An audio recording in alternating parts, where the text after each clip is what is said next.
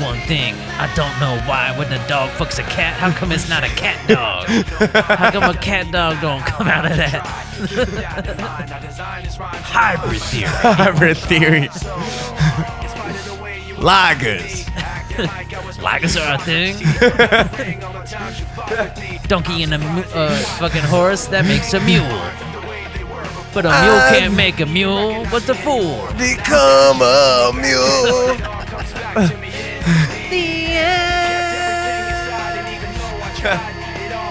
It never got to the bottom of that theory. He was gone too soon. That's why he killed himself. That's what I heard in the back channels. Yeah, he couldn't. Yeah, Chester Bennington was a liger. So he was impotent.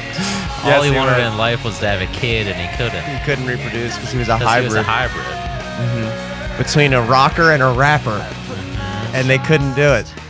Maybe that's what the hybrid That's theory what their theory was. They were like, I have this idea. What about rap and rock together? And the rest of the world was like, all right, we'll listen to you for 2 years. We'll see how it goes. Figure it out. You know what? We'll put Jay-Z on this. Now that was hybrid. That was hybrid. That was hybrid.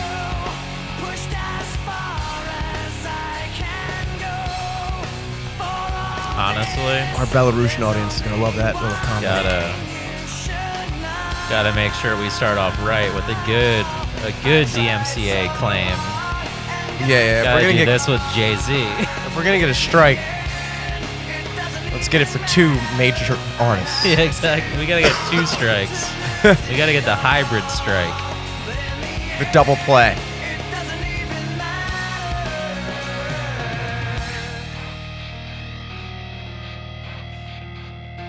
One thing, I don't know why.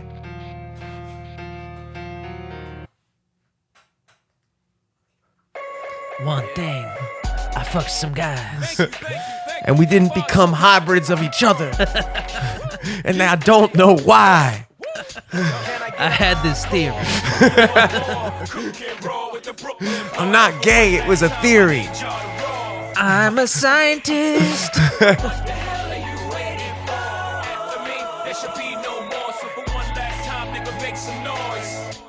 Get him, Jay. Who you know fresher than whole? Riddle me that. The rest of y'all know where I'm lyrically at. Can none of y'all mirror me back? Yeah, hear me. I'd be capping if I said I didn't listen to this before every wrestling match in high school. Hell yeah. Yeah, I wasn't really a big Linkin Park fan. I was just a big rap fusion. Rap rack. Rap rack. That's what I like to call it. I'm a bit of a hybrid theorist, though. Rap rack. It's like hip hop, but worse. Do you want more? Roar. What the hell are you waiting for? I mean, in reality, I feel like this is my favorite Jay-Z song, and it's not even really a Jay-Z song. What's your favorite Jay-Z feature? I think Jay-Z is highly overrated. I don't want that opinion to be public, though. Yeah, that's why you're saying it before the podcast. Yes. I don't want people to know. I think he's overrated. I like Jay-Z, but I don't like. I'm not like a fan of his like early work, which everyone fucking jizzes their pants over. Like everyone's like, oh, the fucking Blueprint, all this other shit. I'm like, yeah, but what about Watch the Throne? That's the best Jay-Z I can think of. I think he's a great businessman, but like, or like the one where like Samsung put out his fucking album. Yeah, he and, YouTubed it. Yeah, with and Justin Timberlake was on it. Yeah, that was a good album. Justin Timberlake's another one that I have a lot of respect for. He's super talented because he's funny and good at music. But like that suit and tie shit, I was never really into that. You didn't like when he did shit with like Timbaland? I did like that. That shit was good. Timbaland, Timberlake. That's a hybrid. That was a hybrid. It's a theory. So numb. I can't feel you there. Become so tired. I think this might be my favorite. Well, Numb is my favorite Linkin Park song, I think. So this is my favorite for both artists. And they decided to do it together for me so I could listen to it before my high school wrestling matches. Exactly. I was just so numb. I had become so numb at that point.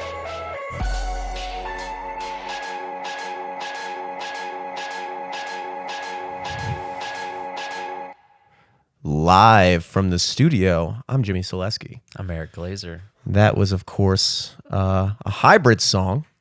Linkin Park / Jay-Z, Numb Encore. Like I said, my favorite one. My favorite one off the album. Wasn't it a whole album they did together? Yeah, they did like a whole mashup album, which kind of led the way. Like I think like mashups were already happening, kind of like on the underground scene. That was like the first big major mashup album. That's a good. There was a time. There was like girl talking shit kind of bubbling around that same time, I think. There was a time I used Avicii to. was still alive. Yep, it was like in that time period. So that song "Numb Encore" I think came out in what, the mid to late 2000s. I want to say. I feel like that was like either late middle school or early high school for us. Yeah. But in the 2010s, there was like this constant thing of like, it would be like a rapper and then a feature of like a different person singing the hook, which isn't, I don't feel like quite as common anymore. I feel like rappers sing their own hooks more now. Have you noticed that? That, and then also like a lot of what that was too in that era, that was like the mixtape era of rap. So people were just using samples of like legit songs, like the fucking "We're Done," the Wiz Khalifa song off Kush and But OJ. it's not over. That was like a Demi Lovato sample from her own song. Yeah. Like she didn't do the chorus for that song. He just sampled that. Well, that was how they used to. That was Didn't pay for it. obviously not, baby. It was the 2010s, baby. Yeah, it was You're not fucking paying for Dat shit. Piff, baby. Yeah. Well, that leads me to two things. The first of which I remember still. The second thing I don't. But the first thing, is, I was wondering the other day, do rappers still make mixtapes? And I'm gathering from what you just said, the answer is not really. So here's the thing. It doesn't make sense for signed artists to make mixtapes now because whenever they sign it into a contract with a major label or whatever, they sign like an album deal. You know what I mean? They'll sign like a 1 album deal, a 2 album deal, et cetera, et cetera. And what labels do to then keep their people signed on forever is if an artist doesn't put out a full album, they just put out like an LP or whatever, the EP, whatever the difference is. Yeah. Long play, extended play. I think that's what it is. Yeah. But wait, why do both of them sound long? Yeah. Which one's the shorter one? The EP? I think EPs are like the 4 or 5 song, Okay. 6 song ones. So LPs are like albums. labels don't count EPs as albums, Yes. as well as they don't count mixtapes as albums. So like whenever an artist is trying to get out of their contract and they're trying to fudge the numbers a little bit, they'll be like, look, I put out like 6 albums under you guys. And they'll be like, yeah, but 4 of those are free. Yeah.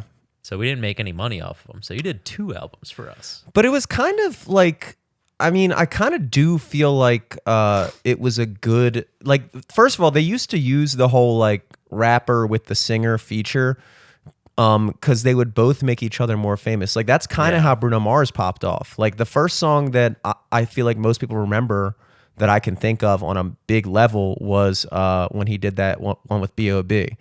Beautiful girls all over the world. And like, I think B.O.B., I feel like he already had like 1 or 2 songs out, but when Bruno Mars sang the hook, that kind of launched his career. And I feel like it worked back and forth vice versa because like, Yeah, I wasn't that song listening. went crazy. Yeah, I wasn't listening to Demi Lovato necessarily, but when Wiz sampled that on his mixtape, it's like maybe I am listening to Demi Lovato now. Maybe I'll go watch Camp Rock this weekend. Yeah, maybe I will. You know, it's just like it was a good way to kind of like launch pad artists and stuff like that. They just sure. don't do it anymore. Well, the biggest thing with mixtapes for like launching artists like that was like the fucking Gangsta Grills mixtapes, like the DJ Drama mixtapes, which kind of had a renaissance when this, like, I guess last year or 2 years ago with Tyler, the Creator. He did like the Call Me If You Get Lost album, and he had DJ Drama do the whole album for him. And like a lot of people, obviously it is an album, but like it had the spirit of a mixtape, and it kind of made a lot of artists be like, oh shit, what if I did a fucking mixtape? Yeah. Just because it made it cool again. They just I don't know, it's just another example of the record industry business kind of ruining it a little bit, because yes, it's like they're very short-sighted, I feel like. Like the business model there is very short-sighted and antiquated, where they I guess they didn't see the benefits of like letting a rapper sample random songs that like they may have produced, and then seeing that like, well, now people are hearing that sample, and now you're tapping into a whole new audience. They just don't do that anymore, and it's kind of sad, because I do feel like the mixtape era was a I don't know. I like, personally if a think it was sample's better. really good, that makes me want to go be like, oh, what is the original song? Yeah. Because I bet that's good too. Yeah. That's the thing with samples that I don't get. I think like, I mean, it's obviously been like, you know, I'm sure it has been abused. Sure, sampling is an issue, but at the same time, it's like, for the most part, people are using these samples and making a brand new piece of art out of it. Yeah. Like us. shouldn't that be enough? Like, we're sampling a song every week, and then kind of doing like a 2-hour mixtape after it, just kind of Exactly. bringing it in, Acapella. and then the record companies don't see the benefits of letting us do that. You know, so it's kind of ass. It's unfortunate, but I was thinking that the other day, because I just remember datpiff.com, and like I feel like rappers were just putting out more content back then. Like it was just like stuff you could bump, and like at the time I didn't even know the difference between a mixtape and an album. Nobody, I mean, unless you were like a huge hip hop head, as far as you were concerned, it's just a song. Like that was a Wiz Khalifa song, and some of his most popular songs, his most iconic songs, were that type of shit. Well, also, you know, like that was like a transitional era too, because the ability to put out music like that wasn't around before. You kind of had to go through a record label. You kind of had to put an album out, because that was the only way people were gonna be able to listen to your shit. You know, like it had to be on a physical disc, yeah, and be distributed to fucking every big box store across the country for anyone to even hear it. But then all of a sudden, you know, mid 2000s, all of a sudden, datpiff.com DatPiff, baby. came out of nowhere. You could just click a button, throw all your music on that bitch, Yeah. and millions of people would hear it. Was that kind of like the predecessor to SoundCloud, maybe? For sure. For sure. Yeah, for sure. Several years ago. Yeah, and now SoundCloud is, I guess, really not a thing that much either, is it? SoundCloud still is popping. Like, there's still a couple like underground rap dudes that come out of SoundCloud every year. And It's sophomore. not as big as it We're a was SoundCloud in the band. height, you know? Yeah, Like in the height of SoundCloud, dude, like that shit was crazy. yeah. It's unfortunate, but makes you wonder. I had one experience this week I did want to touch. Light thing. I think it's already over. I feel like everything. Okay, so here's two things. The first thing, I did watch Popstar Never Stop Stopping, but I watched Hell the first yeah. half because my brother left the room in the middle of it, and we were both. I was like me, Dom, and his girlfriend, and then they just like disappeared halfway through the movie, and I like paused it because I thought they were coming back. Yeah. And then they just never did, and that was 4 days ago. So now the movie's just on pause. Very funny, very funny. It's a good I was ass movie. quite enjoying it, dude.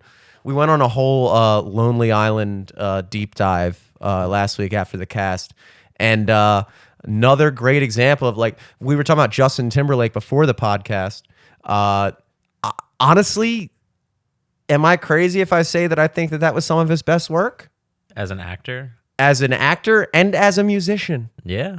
When he tag teamed with Andy Samberg. Of Yeah, course. Lonely Island, baby. Like, okay, again, Justin Timberlake, like, he's one of those guys. He's like a Jamie Foxx type guy, like one of those guys, just like multi-talented, super good. You know, you see certain musicians like when they're guests on Saturday Night Live, and you're just like, how are you so bad at like being like having a script written for you and just like saying this is tailor made for you. Yeah, You've done rehearsals for this and you're still fucking it up with the cue cards. But he nailed it, dude. And he was one of those Disney Mickey Mouse Club kids. Like he was just fucking good with it, dude. He was. Yeah.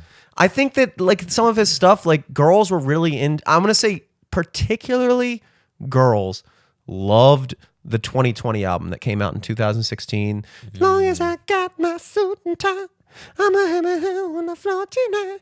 I never got into that, dude. I never got into the whole suit and tie guy thing, you know, because I think there was a time in my budding music career when I was trying to figure out who I was going to be.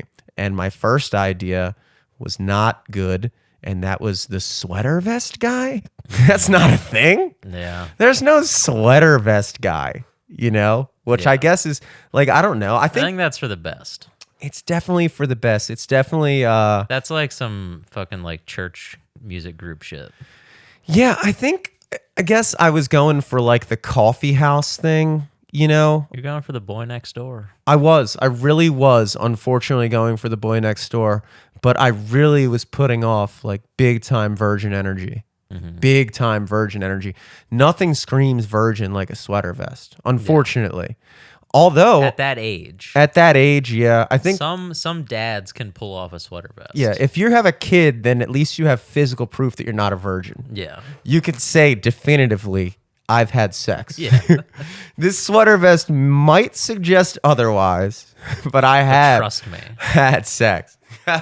Here's the proof. Yeah, it was just not a good look. And then of course I went through my white t-shirt phase, which is ironic I say that now because I'm wearing a white t-shirt with my band's name on it. The white t-shirt phase. I don't think I left that either. But I think the reason why I kind of embraced the white t-shirt phase is because that was more actually me, simply because I wear the same shirt I wear the same 5 shirts, and then I just took it up one more level, and I was like, well, if I'm going to wear the same 5 shirts, why don't I just make them all the same shirt? Yeah. And that way I can truly be a literal cartoon character, you know, the white shirt, black jeans, and then now I don't know what era this is, dude. I have no idea what era this is. This is just whatever's at the top of my dresser, you know?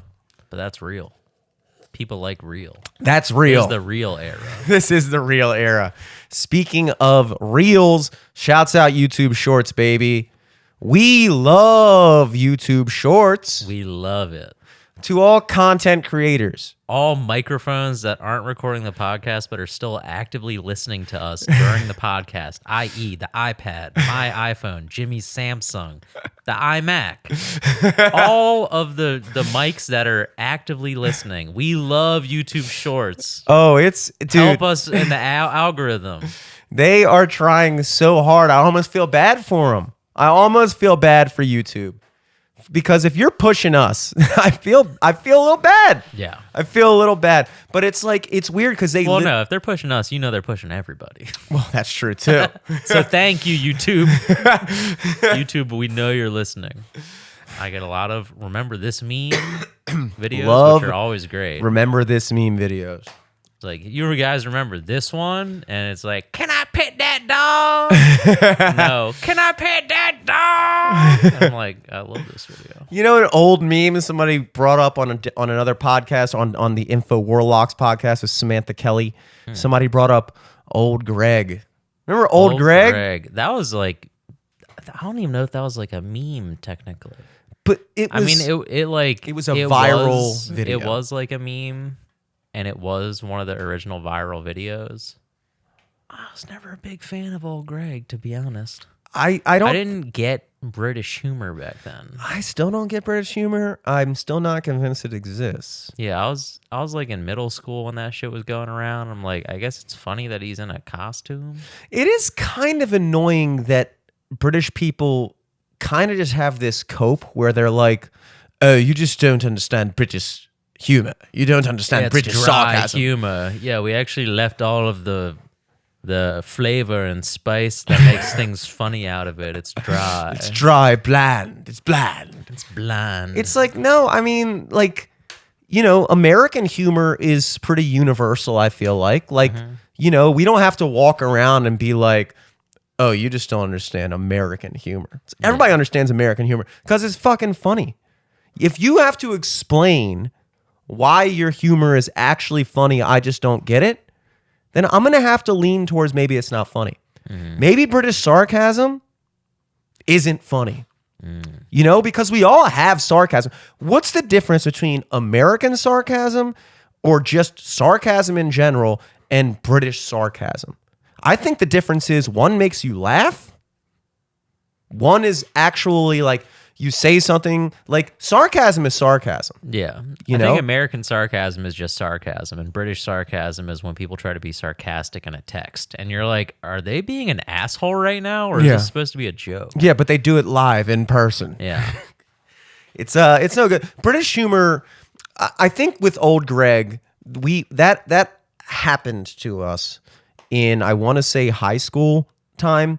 And I think it was one of those things where nobody really thought it was that funny, but because everyone would like quote it, you kind of had to like know it. You know what I mean? Another video I would describe like that, I know this is going to hurt a lot of feelings, but the one where he's like, the Unforgivable video was like, I went up to the window. I told that bitch, give me some waffle fries and for free. You know what I'm talking about? Oh, I liked that one. That's good, but was it legendary? That one was good. I think just because time and a place, it was legendary status, just because there wasn't that big of a pool of stuff to pull from at the time. Yeah. But I would put that above old Greg for sure. I'd put it above old Greg because that's good old-fashioned American humor, baby. You walk up to the window, you say, I want some chicken and waffle fries for free. That's American, baby. That's American. Not like, I'm old Greg. I go, I don't even remember how it went, dude. It's I just don't like, either. I just remember they're like on a swamp or something. It was That- like a boat. I feel like the same people who liked, who have like Jack Skellington tattoos are the people who really like old Greg. Yeah. You just have like misshapen Tinkerbell tattoos because of massive weight gain and loss. Emo does not age well. It does not. I think people should think about that more often. Like, you don't see any 40-year-old emos. Yeah, you don't see emo people after a growth spurt. I think a You good don't see any post-puberty emos. yeah, a good rule of thumb for any children listening to this, which I hope is a lot. Any phase you're in where you can't picture yourself being that guy when you're like 30, it means it's a phase. And if it's a phase, why do it at all? Yeah. Why be seen? I know that, right? Who am I talking to? A high schooler in 2006? Why be seen?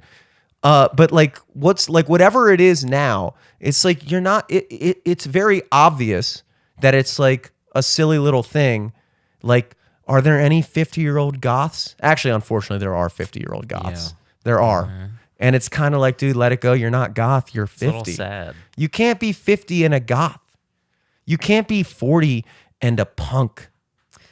Listen. Tell that to fucking half of the punk scene in Baltimore. But it's like, dude, if you're fucking 40, like, you should kind of, Bro, you gotta hang up the fucking sleeveless denim jacket with all those buttons.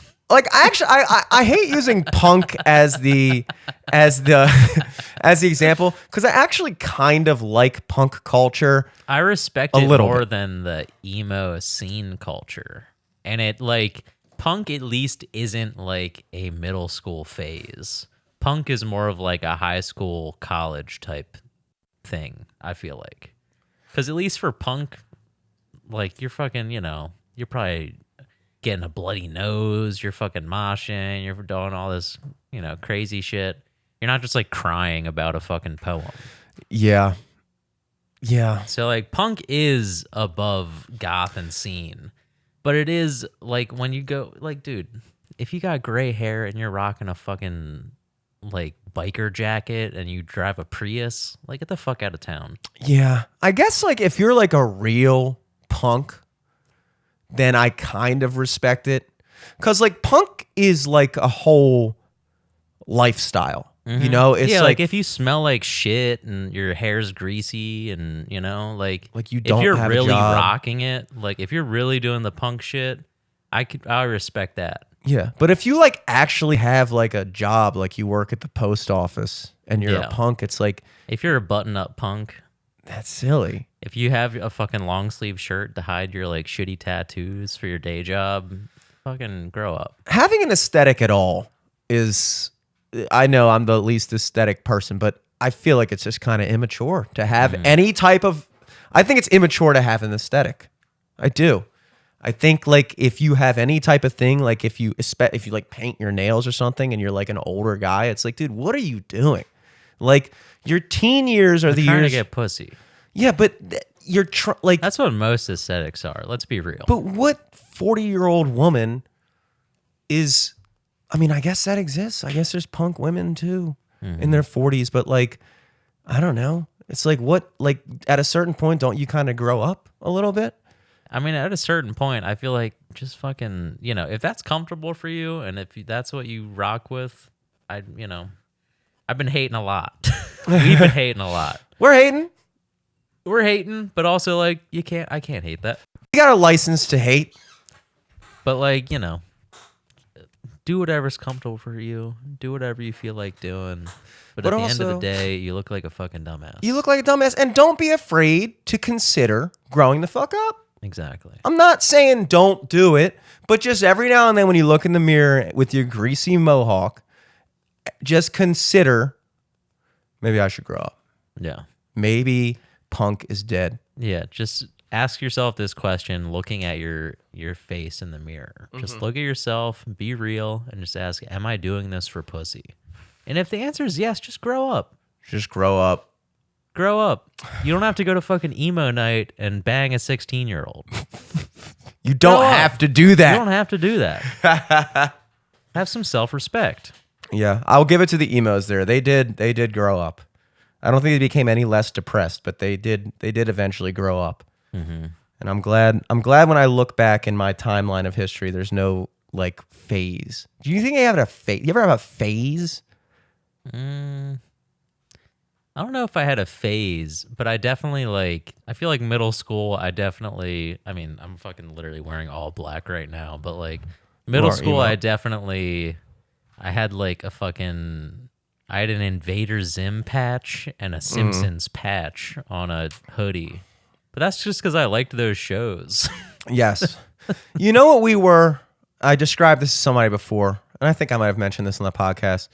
We were alt.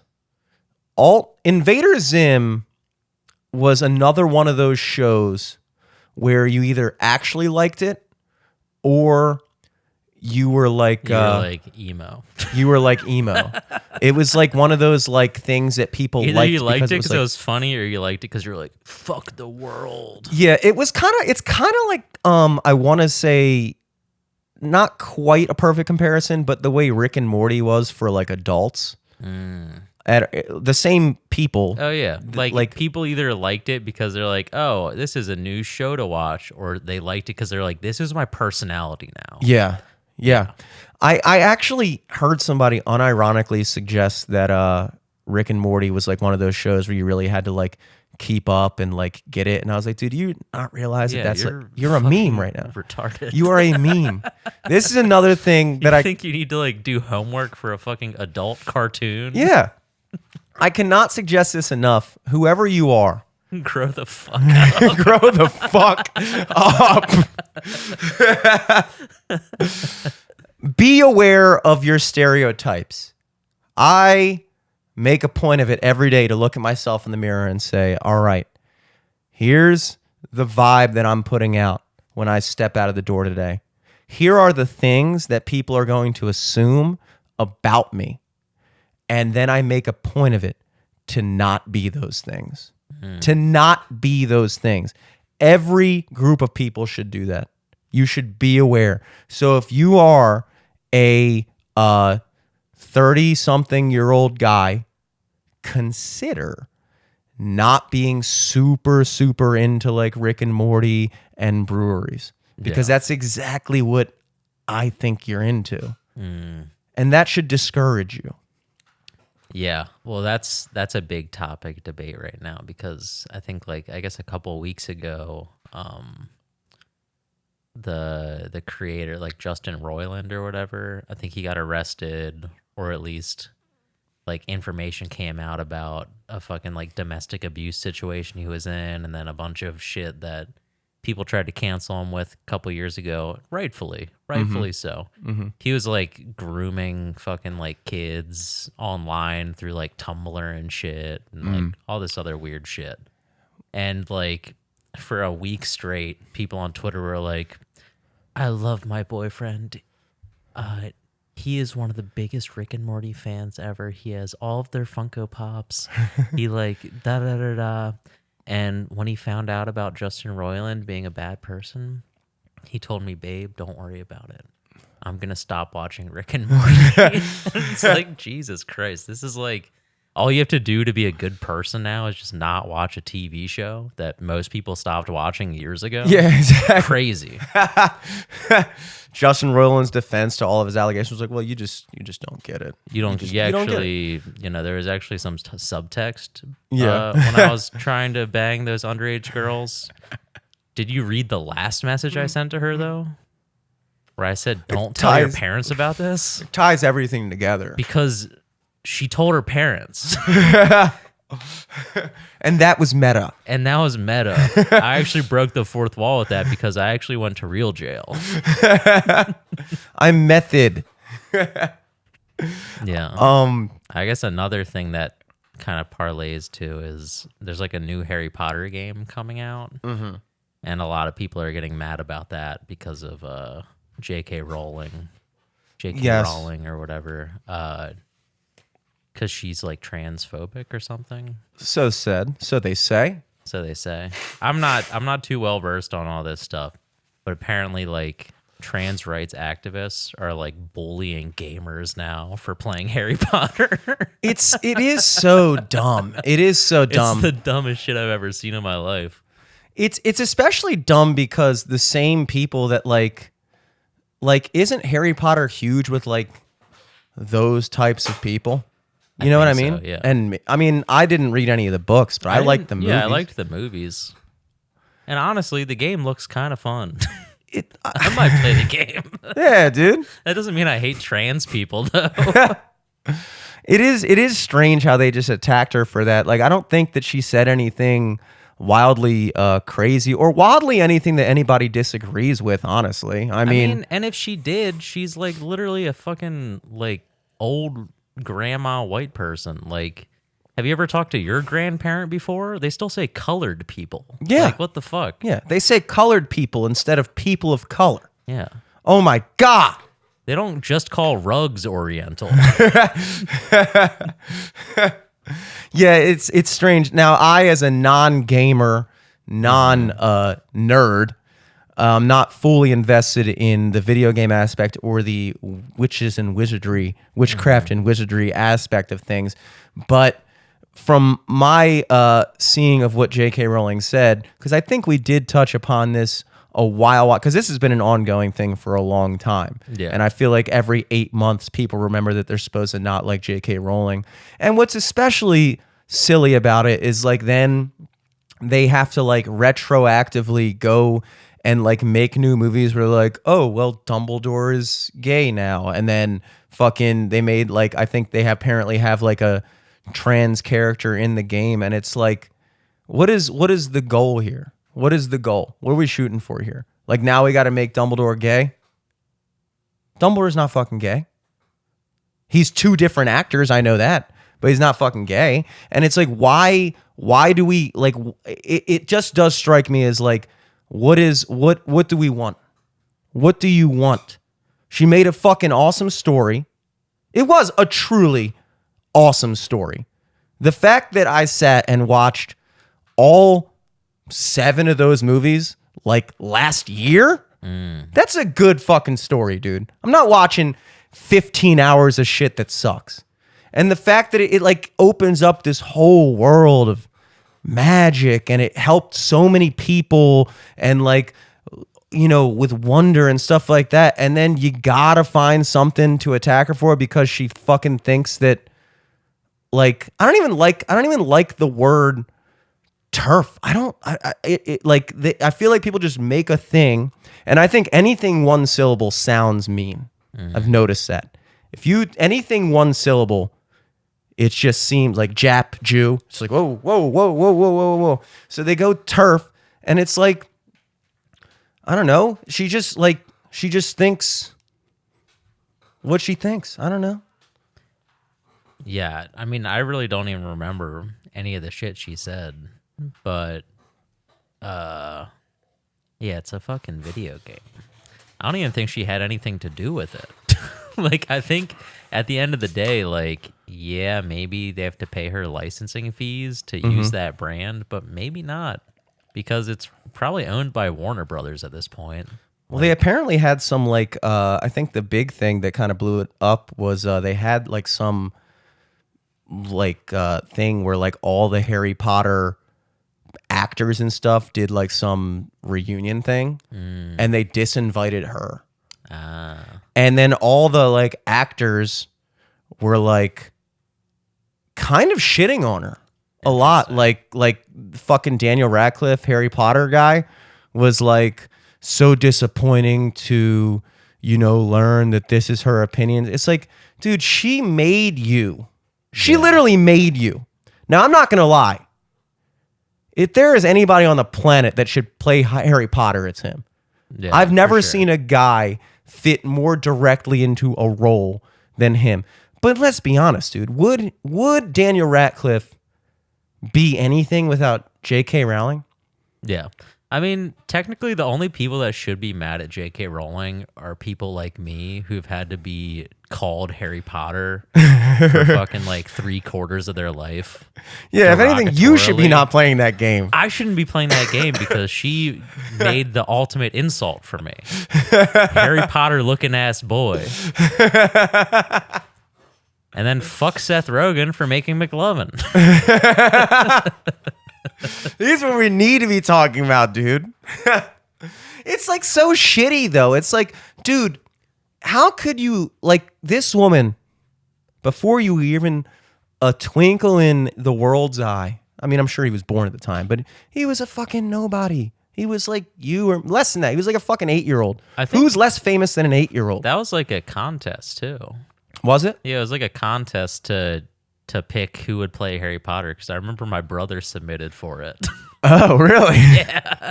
So your brother it could have been My him. brother could have been Harry Potter. I honestly could kind of see that too. And he also had a scar on his forehead, Wow. but it wasn't dude. a lightning bolt. Just think about how different this conversation would be I know. if my it was your Harry brother that was Potter. Harry Potter. We'd be like, actually, we completely agree that J.K. Rowling is a turf. J.K. Rowling is a monster. She's a monster. She's a monster, like one of those ones she wrote about in her books. We don't talk enough about the goblins who ran the banks. They were, that was working towards something I noticed. I was like, who are these guys supposed to be? But nothing crazy. And she did Yeah, but kind also of. it's like, bro, look at Star Wars. All the aliens in Star Wars is racist as fuck. Like, It's unfortunate, but guys, fuck Daniel Radcliffe, dude. It's so annoying that you're gonna get famous as fuck, and then like basically like, has he ever done anything since then that's been even remotely close to the fame he got from Harry Potter? Didn't he like fuck a donkey on stage or something weird in like some weird screenplay? yeah, he like took his dick out for a horse or something. He was in the last movie I saw him in was Lost City, which is also honestly a banger. Sandra Bullock and Channing Tatum and Brad Pitt and Daniel Radcliffe. Great movie. This is a good time now that you brought up a famous actor. I was thinking about actors that are consistently in good movies.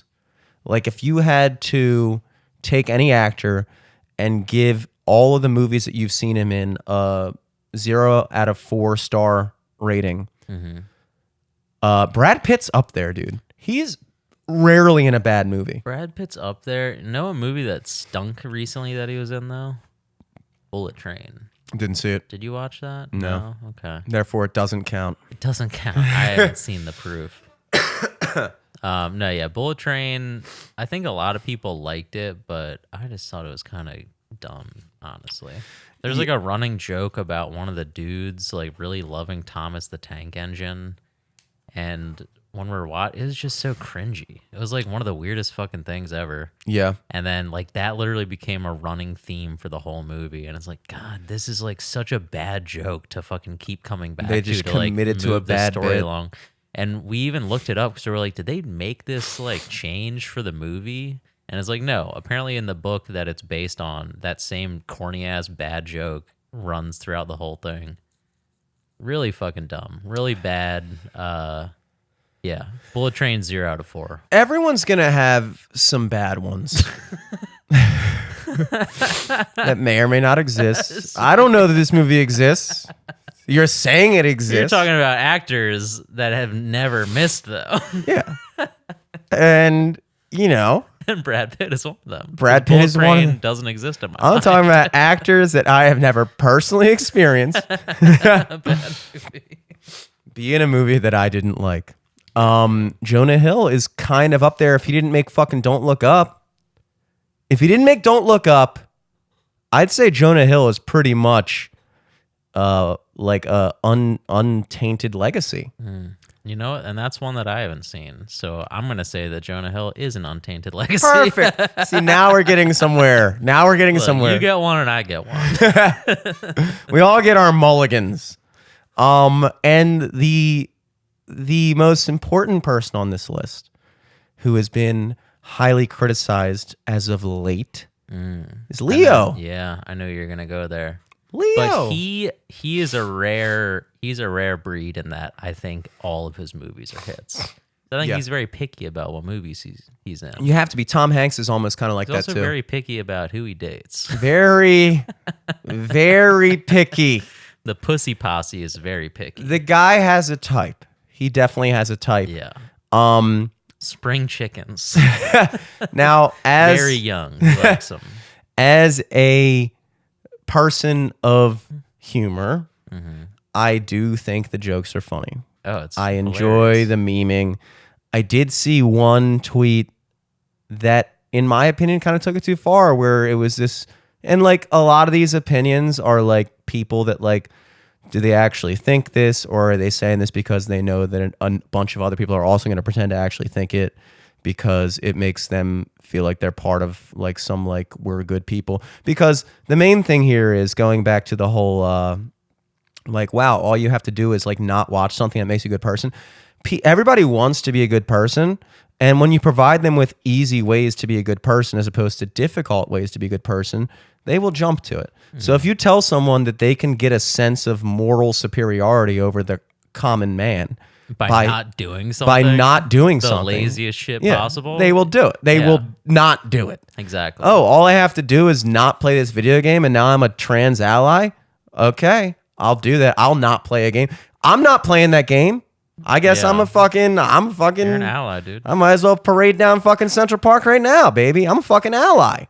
Or I'm just not doing it because it's that fucking easy. So people, these opinions get passed around. The tweet was, we need to stop with like the jokes about Leo because honestly, it's crossed over into like sexual predator shit, something like that. Paraphrasing, and that was kind of where I was like, all right, in my opinion, I kind of feel like we're right where we need to be as a culture in just kind of like ragging on him, you know? Yeah, no. I like ragging on him. I like the jokes as well. The one thing that like really like hit me though was like, I'm sure you saw it, where it was like Leo is dating a girl whose like high school career was affected by COVID-19. Like, sure, she was directly affected. She had stay-at-home orders for her senior year of high school or whatever the fuck it was. Yeah, I was like, ugh, yeah. that's yucky. It's not like it's here's the two things I always have to consider. it is a weird thing to be. I think he's like going to be almost 50. I think he's almost 50. I was going to say almost 40. I think he's almost 50. And like routinely pursuing girls that are like 20, 21. I think his current girlfriend is like 19. Mm-hmm. That is something worthy of like, it should give you pause. It should definitely give you pause, but at the same time, like, I mean, these girls aren't like getting tricked into it. You know what I mean? Like, Yeah, they're not, and they're also like, this is kind of what bugs me about. it's like on the verge of like sugar daddyism / like this is literally launching their careers to be a fucking Instagram hoe. Here was kind of like the kind of weird not double standard, but the weird kind of like dissonance of the way we think about shit. We talked about this before on the podcast, where there's this culture where like sex work is glorified and like, you know, it's kind of like pushed as like a empowering thing to like have an OnlyFans or like make money off of dudes who are paying for it. It's like, okay, great, whatever you think about that, that's awesome. So we've decided as a society that it's perfectly acceptable for an 18, 19, 20, 21-year-old girl to post like sexual, like not just like kind of like totally like nude sexual, you know, fingering herself content for dudes to subscribe to and jerk off to and shit like that. And that's totally fine. But she's totally an adult enough to make that decision, but she's not an adult enough to date one other dude who's older. It's like, where are we on the thing? Because I think there's a really big issue we have right now as a country, where we have all these different things and that don't line up with when is an adult an adult. You know, you can't drink until you're 21. You can't smoke cigarettes till you're 21. You can fuck on camera when you're 18. You can get a tattoo when you're 18. You can vote when you're 18. You can't rent a car until you're 25. It's like, I really do think we kind of need to have a consensus on when an adult is an adult. And at that point, that should be the end of the discussion, you know, because if we're going to say that an 18-year-old is an adult, then we can't then bring sexual predator into the conversation if a 19-year-old is dating a 49-year-old man. It's weird, and it shows like it's not a good look for that guy, because what it shows is like, you know, look, there is a dynamic of when you are that much older, and it's very clear. It almost is more of a testament to your shallowness, because no offense to 19-year-old women or 19-year-old men, I use that term loosely, of course. Yeah. But yeah, it's more so like gold digger alarm goes off rather than sexual fucking, you know, creep. it is, if you want to really look at the power, who's getting more out of that relationship? Yeah. Leonardo DiCaprio is already one of the most legendary figures in American media. He's definitely not like his best look. Like, he's not George Clooney at this age. Mm-hmm. He's fucking Leonardo DiCaprio off a movie, so he's fucking not taking care of himself. You know what I mean? Like, if anything, she's getting the raw, you know, raw end of the meat. Fucking. She is getting an opportunity to have more fucking fame than she probably could have ever imagined. That's a reality. That's a real thing. Yeah. And he's getting what out of it? And also think about it this way. Do you know how many old ass motherfuckers are dating 19-year-old, 20-year-olds that aren't famous? Yeah, that's more prevalent. Yeah, that is more prevalent. It's much less common that a 19-year-old guy, when she's dating a 49-year-old guy, that 49-year-old guy is the most famous actor in the world. Yeah. That's an anomaly. That's almost something you can understand. Most people aren't getting clout out of that. This girl is able to get Some into... people are just getting their fucking like rent or their power bill paid. Yeah. You're getting your fucking rent paid for. This girl is getting into the most top level fucking parties, meetings, connections, and things like that. This could... Yeah, getting Instagram verified, fucking skyrocket her career. 100,000 followers off rip for no reason. And you think she's not thinking that? Because honestly, what other motive does a 19-year-old girl have in dating a 49-year-old girl? Unless there's some type of like, he can do something for me. So we can't ignore that aspect of it. I'm just going to the point where it's like, you can't, if we're going to say that 18 is 18 and like, oh, you're going to get on your fucking high horse, but then you log into Pornhub. How old do you think all those girls you're jerking off to every night are? You think they're 34? Some of them are. Yeah, you think that MILF is actually a mother? That MILF is 26. Okay? And that's when you're really kind of kinking it up. That's when you're aging out. Yeah, with your MILF phase. Oh, I think I'm going to jerk off to mature. And by that, I mean I'm going to jerk off to a girl who's 5 years younger than me. Like, it's fucked up. The mature category used to be the MILF category. Mm-hmm. If you're really trying to see a MILF now, you got to type mature. You do. Because a lot of these girls are immature. If you look at MILF, yeah, you're seeing some immature MILFs Immature. You're not a fucking MILF. Yeah, you're 22. Yeah. You're on fucking 16 and pregnant, and now you're a MILF. Yeah, you might have a child. I'm not going to take that from you. But you are by no means... what we think of when we think of MILF. It's like, it's so hypocritical for people to encourage like sex work as a thing. And it's like all these people on OnlyFans, the vast majority of them are 19, 20, 21, 22. Bro, you don't want to see the demographics of anyone's OnlyFans. Yeah, you don't. That shit's going to be fucking geriatric. So who the fuck? Or like, dude, I don't know. It's a whole rabbit hole, but like, the same people that are like calling this shit out also have an OnlyFans and their fucking dad subscribes to them. You got some bigger issues to fucking fry. Ugh. Yeah, dude, it just speaks to like Leonardo DiCaprio. We've extended this advice to a lot of people on this podcast, but I think the big thing for him is grow the fuck up. I mean, I understand like, it does like if you're dating someone younger, and I'm talking from someone like my girlfriend's like 5 years younger, 6 years younger than me. She's 24. I'm 30. It does kind of... How you guys have been dating for what? Like 10 years? 10 years, yeah, 10 years. That was a joke, by the way. Yeah. For people that don't actually know us. Yeah, for people just tuning into this YouTube short. And like it does, you do get a certain aspect of like, you do kind of feel like, you're like, okay, like it does give you an element of kind of feeling younger. That's not why, if you're in a healthy relationship, that's not why you're doing it, hopefully.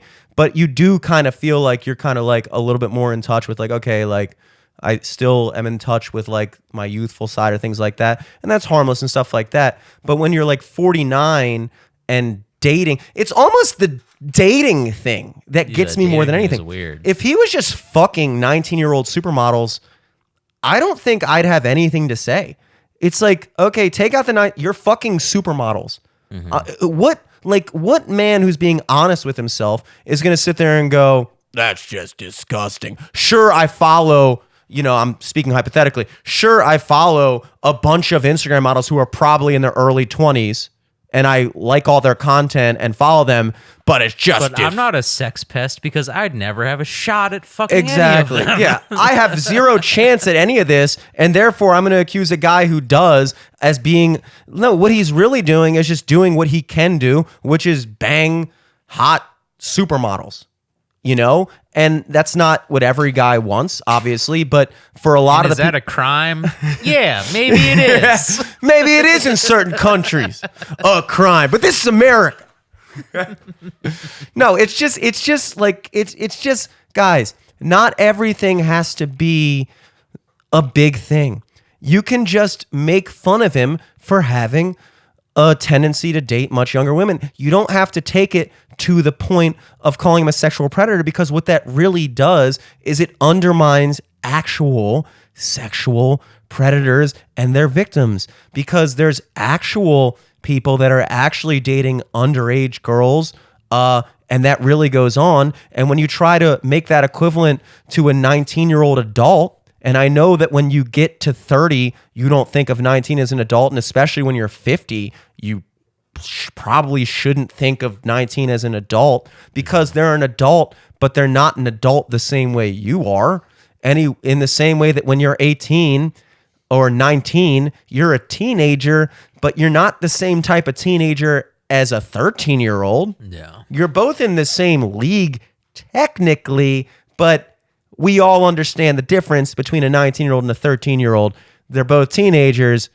They both could, in theory, be in the same high school together, but they probably shouldn't be dating, and they legally can't. But when you start taking Leo and trying to pose it in a thing that's bigger than it is, it's actually counterproductive to what we're trying to do here. If we're trying to bring awareness to actual sexual predators and stuff like that, a good jumping off point is not taking two adults and saying that this is equivalent to statutory rape, because it's not. It's just not. And like I said, you know, if you're a 40-year-old man and you make a point of it to exclusively jerk off to porn of 40-year-old women, then all right, fine, you can say something. But you're probably not.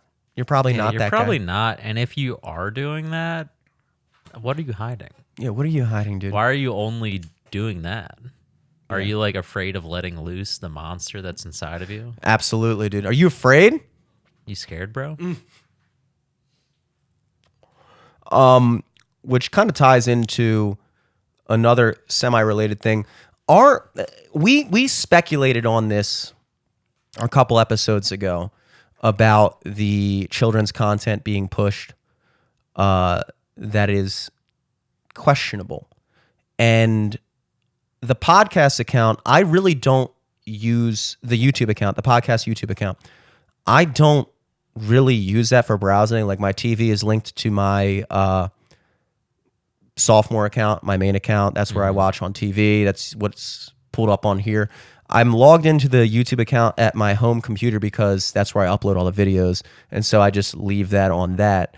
I really don't watch too much YouTube because I don't have premium on that account, and therefore I got to sit through all kinds of fucking ads. So 9 times out of 10, if I decide to watch a video while I'm on my desktop, I will just switch accounts to my sophomore thing real quick. Takes 1 fucking second because it's already logged in, and then I'll watch it on that so I can skip the 2 30-second fucking ads. A quick plug for YouTube. YouTube Premium is the best $12 you will ever spend in your life. I know that sounds... Is it $12 a month? I think so. That's fucked up. It's kind of worth it. I know, but it's like whenever I accidentally do click a thumbnail on the podcast account and then I see an ad pop up and then I have to wait 10 seconds to skip and then another ad pops up and I gotta wait 5. No. I'm like, dude, I can't. YouTube is my main source of entertainment. Out of hand. I would say 90% of what I watch is YouTube. So I can't, if I can pay $12 a month, that's fucking what, 30 cents a day? If I can pay 30 cents a fucking day to not have to sit through ads every time I watch a new video and in between videos, I will gladly do it. Videos. Yeah, exactly. Yeah, no, that makes sense. So, but for whatever reason, the YouTube algorithm, at first I noticed it, I was getting a lot of videos that were just like it was like college sports, but like girls track meets, like women's track meets, like University of fucking Florida, and it would just be like the thumbnail would just be like the chick's ass, and then like incidentally, you know, but it's done that way on purpose. And I guess, you know, at first they're like, well, I mean, it's at least it's bringing attention to the sports because, you know, whatever. So you go to the comments and like all the comments are like pretty harmless, just like men of culture, glad to see you again. But it's cool. It's like, okay, we're just like, you know, you click on a thumbnail and it's like, okay, you watch a chick do a pole vault and then, you know, she walks away and it's like all the guys are like, wow, she's beautiful or whatever. And it's like, whatever. These are all adult women. This is cool. Then I started noticing. So I watched like, I don't know, I probably maybe 3 videos over the course of a month of just clicking on that. And then I started noticing and this really kind of freaked me out the other day. And it really, it legitimately like made me say out loud, like, get the fuck out of here. So then I start seeing like all my YouTube shorts are like, chicks playing guitar and shit like that. And I'm like, the fuck? This is on the podcast account.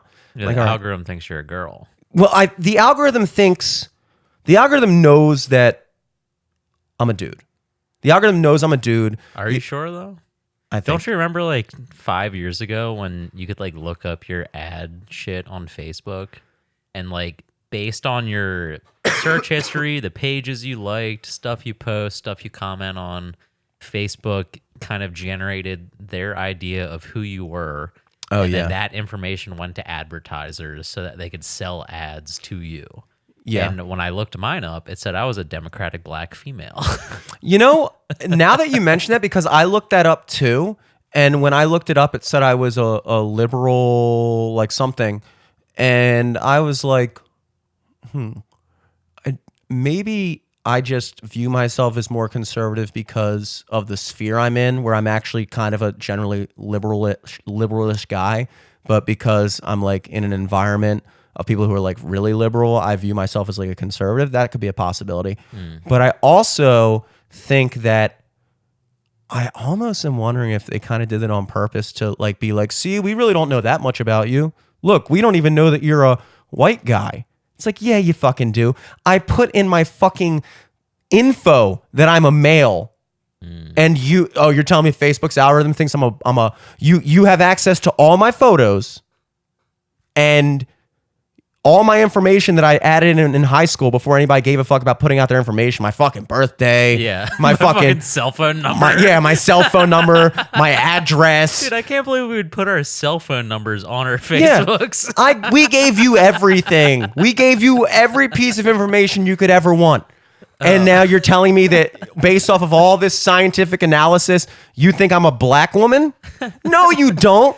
You don't. I need to jump in because I forgot about this, and this ties in perfectly. But like, do you remember like early internet when there were all those like scams where it was like win a free iPod by enter your name, your number, your age, your address, and if you win, we'll send you an iPod or we'll send you $100. We'll send you this or that or that. Dude, I knew all of those were scams, but I always signed up for them just on the odd chance that they weren't. Yeah. So like, whenever you look me up, I mean, I don't know if I should be broadcasting this, but like all of that information obviously got sold to a bunch of different companies or whatever. Yeah. So like, there's like, a couple different Eric Glazers that live at my parents' house, and they all have different ages and birthdays and like all this other random shit. But I went to go pick up mail from my parents the other day, and I got a newsletter about a Switzerland prostate pill for like men in their 50s. Meanwhile, there's some black chick named Erica Glazer who's got 3 new iPhones. I don't know how I got this.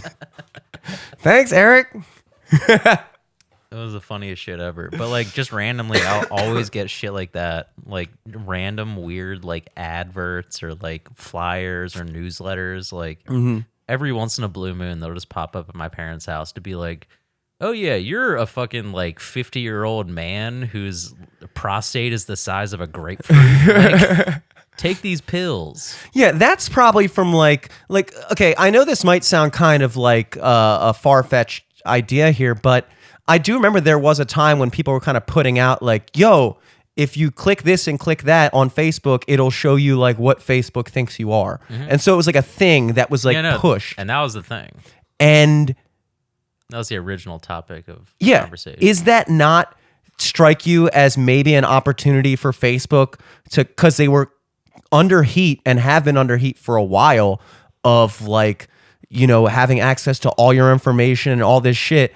And so if that was going to get pushed and all these people were going to now check, like, what does Facebook think of me? Don't you think that was maybe an opportunity for them to be like, see, look, we don't really know that much about you. Like, we thought you're a black chick liberal. Like, dude, that's fair. Bullshit. Like, I absolutely think there could be a possibility where they were like, all right, here's what we're going to do. Like everyone is saying that we're like tracking everything they do, that we know every single little detail about them, and that this, which is true. So what we'll do is we'll have like a thing go around to where everybody, it's going to become like a thing for like a week where everybody's just like, yo, I just checked my thing and this is what they said I am. And it's like, of course, like it's all fucking wrong to the point where it's absurd. Like I can understand the thing where they were like, oh, we think you're a liberal leaning, and I'm like, well, actually I consider myself a little right of center. Like that's one thing. But when you talk to the point where it's like they don't even have your gender right, I'm sorry, that is fucking bullshit. Like they absolutely know all that shit. I don't know, because even to this day, half of my like ads that I get on YouTube are like in Spanish. And I have no idea why. Like I think Comcast thinks I'm Mexican or something. Well, on YouTube, like I said, there's these thumbnails for track meets, whatever. Like I clicked on a couple out of curiosity, whatever. It's like, you know, fucking University of Iowa track meet. And you're like, okay, you know, I'm a fucking guy. I click on a fucking thumbnail. But also, like, you watch mad college wrestling videos. I do. So I can see that, the algorithm taking that to be like, oh, what if he's just a fan of college sports? Yeah, and also, he's a guy. He's a guy. Let's show him these thumbnails with fucking asses on them. Exactly. This guy watches dudes' asses all day. Maybe we'll try and mix it up a little bit. Throw a little fucking What if we'll do a little girl in tights, conversion therapy on him? Yeah. Let's see if we can make this gay guy straight. Hey, dude, we notice you're a little bit too into Big Ten wrestling. And we're thinking maybe you should check out this Minnesota versus Michigan track meet. There's some nice young ladies there. Maybe you could meet. Like, so YouTube's trying to help. So I click on the other day, and I feel even weird saying this.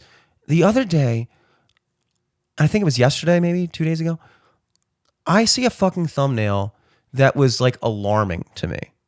And what it was it was a girl doing like stretches, like poses and stuff like that. And like, I see a couple of those. Like there's also videos where it's like Instagram models doing like fucking like try on hauls where they just like try on different outfits, different Halloween costumes. And it's like, all right, whatever. Like this stuff would always be in my algorithm popping up. And I think that like, you know, like fucking YouTube is just like, well, you're a fucking 30-year-old dude. You probably like this type of shit. We don't really have much to work off of because you don't use this account. So here you go. And you've clicked a couple track things. So whatever. You probably like chicks, whatever.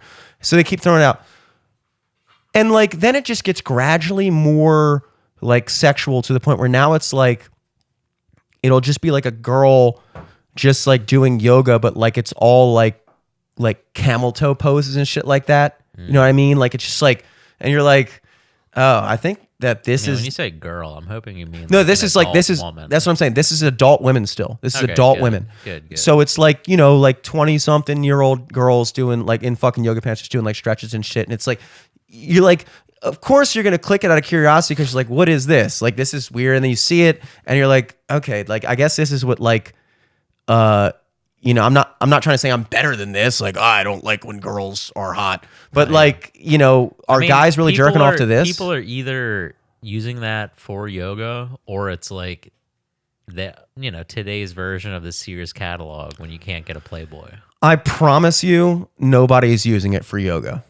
I promise you, this video is entirely catered to like girls just doing like the fucking, and then sometimes they'll even break out like the fucking like face, whatever that face is.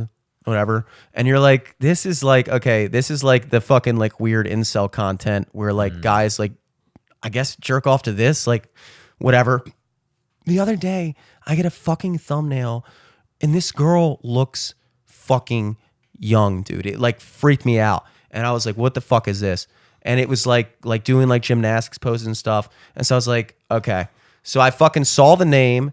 And I fucking went on, I was like, okay. And I was like trying to figure out, I was like, there's no way this girl's, like, this is fucking creeping out. There's no fucking way. And so I fucking look, Instagram, Russian gymnast, she's fucking 15. Ew. 15 years old. And I'm thinking like, is this like some kind of weird sex traffic? Because she's in Russia. And like, she's just like smiling in front of the camera, doing all these fucking poses, like the same type of shit. And then the comments are disabled on it. I'm like looking, I'm like, fucking, what the fuck is up with this?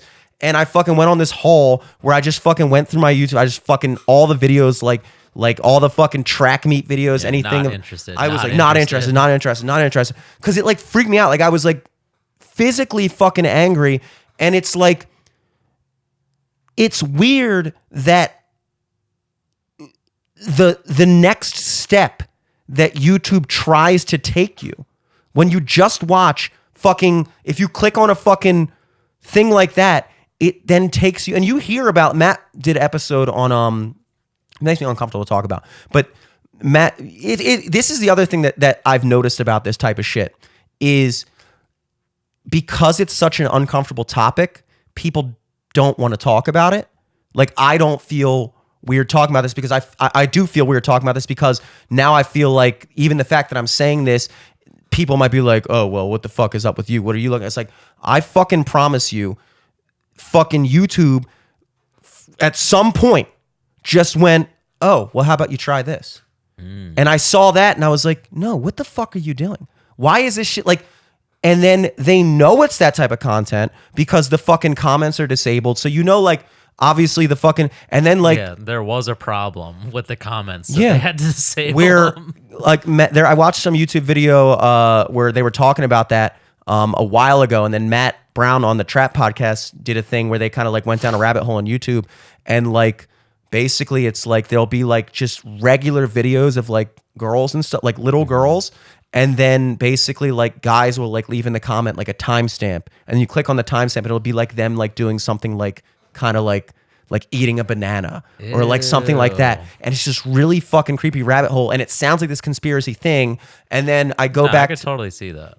I go back to this conversation we had before talking about how like that type of stuff is pushed. And then, well, it's like, it's almost the same way that like, the FBI will like undercover gas up a bunch of like dumbass like white nationalists to go fucking bomb a place and all this, but just so that they can stop it from happening and be like, look, we stopped terror from happening. It's like, yeah, but also you kind of like stoked the flame for it to actually happen.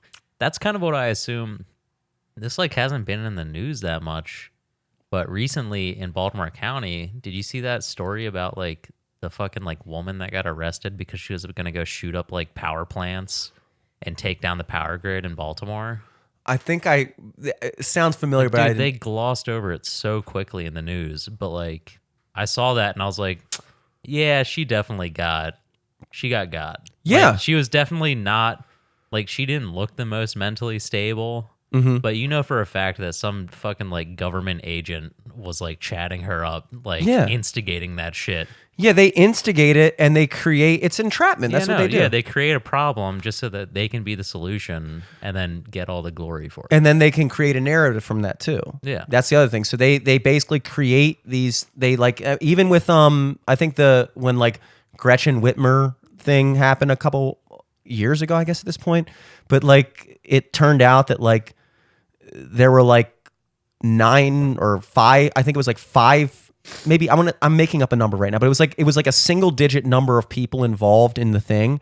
And were they kidnapped the fucking governor, governor, yeah. And more than half of them were undercover agents. Were undercover agents. So literally you go on there and it's like you find these guys that are just like, yeah, man, it's fucked up. This fucking shit is like blah, blah, blah. And then the FBI is like, yeah, man, we should do something about it. And they're like, yeah, man, I'm thinking blah, blah, blah. I was like, nah, man, like that's not enough. We got to really make a statement. They're like, oh, what do you mean? And they basically like give them the idea. They're like, nah, man, you got to do this, man. This is for the fuck. And then as soon as they're like, yeah, let's do it, then they fucking nag the guys. And it's like, those guys weren't going to do that probably. They were just pissed off dudes. They're too stupid to do that. Yeah, they wouldn't have organized that. You gave them the idea. You gave them all the tools to do it. If I really wanted to kidnap the governor of Maryland, I don't know if I could pull it off. No.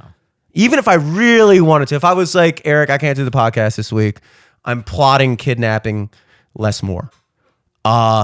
I don't know how successful or even close to successful I would get there. I'd probably need an undercover agent to be like, well, check this out, dude. He's going to be here. Here's his schedule. Yeah. And like it's like... we can nab him here. So that goes on. That does go on. Now, the biggest thing I get to is like, I don't know what the motive there is in terms of when I talk about like the content that I'm talking about. But it seems like this weird thing where like... in the same way when we talked about that other tweet where the guy posted his a screenshot of his page, was like, why the fuck is Instagram pushing this? And everybody was like, why are you thinking that's sexual? Like, why do you see his video and blah, blah, blah. It's like, dude, I'm seeing this because I saw this same video 2 weeks ago of a 24-year-old girl doing it, and it was fucking sexual. Yeah. And so now when I see a 15-year-old girl doing the same thing, that makes it is what it is. And then you're afraid to say it because it's like that, maybe you feel like you're outing yourself. It's like, well, why are you looking at it? It's like, no, that's how they shut down the conversation. And so, like I said, I didn't even want to fucking bring this up because I was so fucking mortified by the fact that this fucking happened that I was like, dude. But then I was like, no, like, this is an experience that I fucking had. It fucking made me feel really fucking weird and angry. And I imagine it's a thing that a lot of people have experienced that maybe just are like, well, let me just not talk about that because that was weird. I'll just click not interested and fucking move on. But it's like, why are you probing us with that? Why are you putting that in there? Why are you even putting that thought in people's minds? Why are you pushing that content? Why isn't this content removed? Why is it that when New York Post posted a fucking article about the Biden laptop, that was removed immediately from Twitter, but if a fucking 14-year-old girl is doing fucking sex poses in a fucking yoga mat, that you don't fucking, why is that? Why is that? Yeah, I don't know. We live in a society. We live in a society. A society. It's a little short on eggs right now. Segue. Listen, you already know I'm going chicken mode. You going chicken? I'm getting a chicken coop. I'm being the Eggman of Baltimore. Dude, I went to fucking Walgreens the other night. Now, I think the egg shortage is over now. Well, but also, you're going to Walgreens to get eggs? I didn't go there for eggs. I went there to get a fucking Valentine's Day card, which there is no shortage of. Yeah. We have an abundance of Valentine's Day cards. But also, like, all those kind of stores, they're always jacked up. Dude, $10 for a dozen eggs, though? I've never seen it in my fucking life. Dude, $10? soda's cheaper than that. Dude. You get a 12-pack of Coke for, what, $6? I could not fucking believe it. I could not fucking believe it. Now, granted, that has come and gone. I think I went into A+ today, and there was like a billion cartons of eggs. I was like, sweet. Thank God. So I didn't really have much to say about that. I was just trying to segue out of that horribly uncomfortable conversation. Which I got something I can talk about. What you got? So, new homeowner, doing all this stuff for my house. One thing that I got set up very early on was I wanted a doorbell camera, but I didn't want I didn't want like the Ring or anything. Like a lot of like the security things all come with like a monthly subscription shit now. So I was trying to figure out one that didn't have that. So I finally found a cam, the Wise Cam, and I got two of them for like $40. You put an SD card in it, so basically like that's your continuous recording of it. It doesn't like record to the cloud or anything like that. But it still gives you alerts for when people, pass through whatever area you designate in the image that you want to get notified for. Mm-hmm. So, I'll get notifications on my watch every once in a while. And if it's like when I know that I'm not there and I know Elizabeth's not there, I'll be like, oh, Andrew's here. It'll be like, a male person or like a package gets dropped off. Or a female. Or a female person. No judge. No judge. Hey, a person. A person. A person. A person. And they'll come by. They'll come through, whatever. And the other day, Elizabeth was working from home, and I got a notification around noon, and I was like, oh, I wonder what she's doing. And I looked at it, she's taking the trash out. I'm like, that's cool. And then like 3 minutes later, I get another notification. I'm like, she just took the trash out. What is she doing? Taking the recycling now? Well, yeah, come on. I know she's not taking the recycling out now. So she's going to be so mad at me. I pull up the live feed, and there's like, like a door-to-door salesman type person who came through and like caught her. I think she was about to leave to actually go into work, but like they caught her right as she was leaving, and then like they're kind of posted up on the steps talking about like, oh, we're for ADT security, like, oh, and you guys just bought your house, right? You know that some of that money in escrow, like that's supposed to be yours. Like, if you sign up with our program, we can use that money. You can get it right to you, and then you can spend half of it on the security system. Da, da, da, da. So I'm just listening in, looking around, like, oh, this is sketchy. Like, not wearing an ADT uniform, like plain clothes. Ooh. They pulled into our driveway. I don't know if they're looking to see if anyone was home or not. And then all of a sudden got trapped in a conversation with Elizabeth. So I'm like, all right, I'll take a picture of her just in case. Just in case, you know. And I'm just like listening in. And one of the things you can do is like tap to turn the speaker on the camera on, and you can talk through your phone into, you know, talk to the people. So I was like, I turned that on, and I was just waiting. I was listening, and they're like, you know, they're, you know, telling all this bullshit and like this, that, and the third. You know, we can help you get money, and then give some of the money to us. Da da da da. And oh, you know, you guys might need help with security system. And I just like turned the mic on. I'm like, we already have a security system. And then they're like, oh. And they looked up, and then like within 30 seconds, they fucking left. Oh. And I was like, Do you think that was I think it was a fake. I think it was fake. I think it was fake security. I think they're scoping out the house, looking, you know, a lot of people get robbed around the time they move into a house. I don't know if you know that. That's when robbings happen the most. That makes sense. Recently, Elizabeth's sister moved into a new house right on 41st Street. Very active, right by the Giant. They're out of the house for like 2 hours, and someone kicked down their door and took shit. Why do you think that is? That's when you move in? Cause like that's when every scam happens. Cause like there's a big alert that goes out to all the scammers. Like, dude, I can't even count on my fingers how many times we've gotten fake like mortgage payment letters in the mail with like wrong information about our loan and when we signed for the house and when we moved in, and like it's kind of crazy.